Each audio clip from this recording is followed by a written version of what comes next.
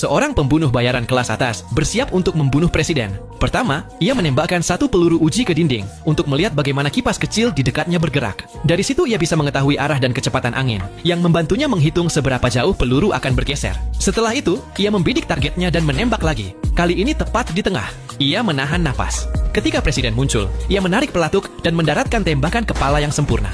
Tim keamanan segera menyisir area tersebut dengan teropong, tetapi sang pembunuh sudah siap. Ia memiringkan senapan snipernya hingga sinar matahari memantul dari skop untuk memastikan mereka melihatnya. Begitu ia berhasil menarik perhatian mereka, ia dengan cepat membongkar senapan itu menjadi beberapa bagian, memasukkannya ke dalam koper, dan menyembunyikan bom waktu di dalamnya.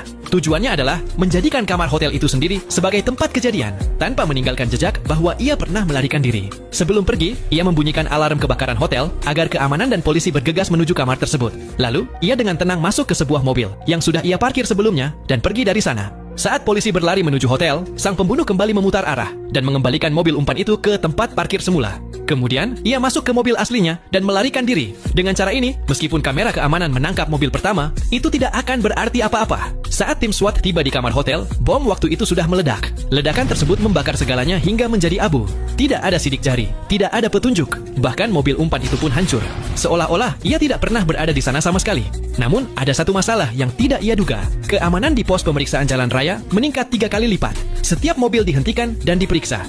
Meski ia menyamar sebagai pengacara, ia tetap diberhentikan dan petugas membuka bagasinya. Di dalamnya ada koper yang sama yang sebelumnya membawa senapan snipernya. Mereka memeriksanya, tetapi tidak menemukan apapun yang mencurigakan, sehingga ia dibiarkan pergi. Senapan itu telah disamarkan sepenuhnya. Tak satupun bagiannya lagi terlihat seperti senjata.